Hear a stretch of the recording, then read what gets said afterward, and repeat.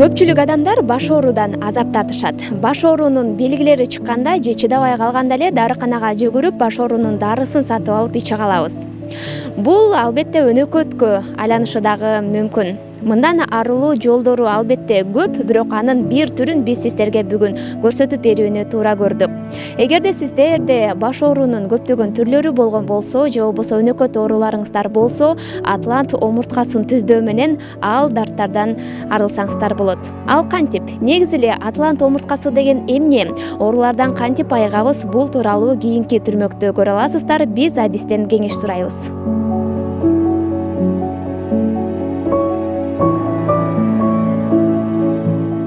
Атлант бул биринчи моюн омурткасы болуп саналат.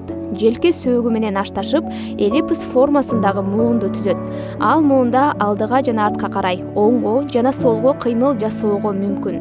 Биринчи моюн омурткасы экинчиси менен ашташып, формасы цилиндрге окшош муунду түзөт. Баш Атлант менен бирдикте экинчи моюн омурткасын тиш сымал урчугунун тегерегинде тикесинен кеткен октун айланасында ичке жана сыртка айланып кайра калыбына келип турат. Эгер ошол Атлант омурткасы кыйшык же жылып кеткен болсо, өнөкөт ооруларды шакый, кулактагы чуулдоо, остеохондроз, грыжа, сколиоз жана башка оорулар келип чыгат.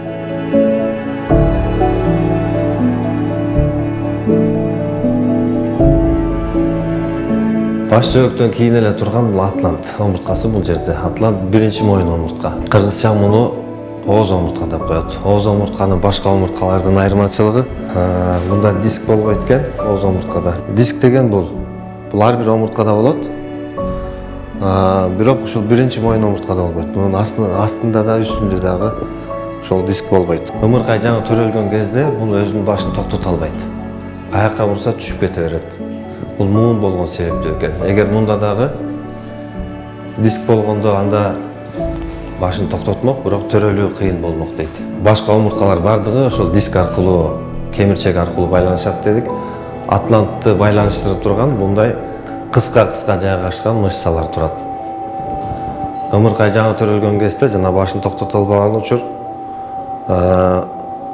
мында мышечный память деген болбойт экен. Булчуңдун эске тутуусу болбойт экен.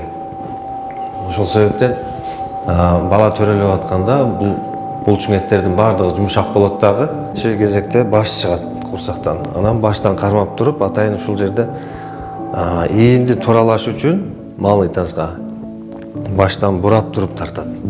Ошол кезде баланын дене түзүлүшү жумшак болгондуктан бул Атлантты кармап турган булчуң эттер чоюлуп, оңой эле Атлант өзүнүн ордунан жылып кетет.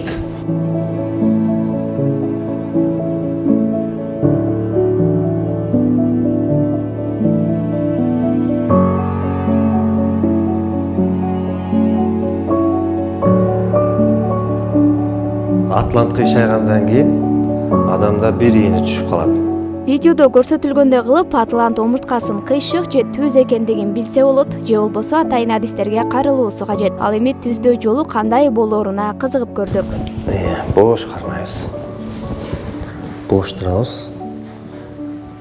Жасап атканда бир аз ооруйт. Атайын ошо бизге оору керек. Через боль ушул жерде Атлантты кармап турган мышцалар отказ берет. Бул убакта обезболивающий алса, анда ооруну сезбей калат дагы, Атлант түзөлбөй калат.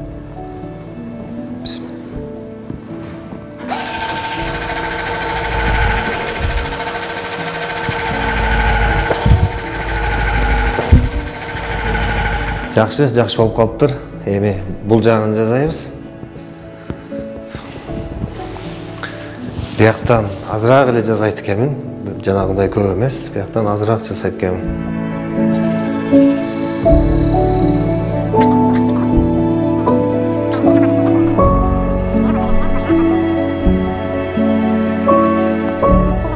Омуртканы түздөө менен гана чектелбестен денеге, моюнга жана башка ар дайым укалоо жасап туруулары керек экендигин адистер эскертишет. Анткени кан айлануунун жүрүшү жакшырып, ооруларды алдын алууга мүмкүн.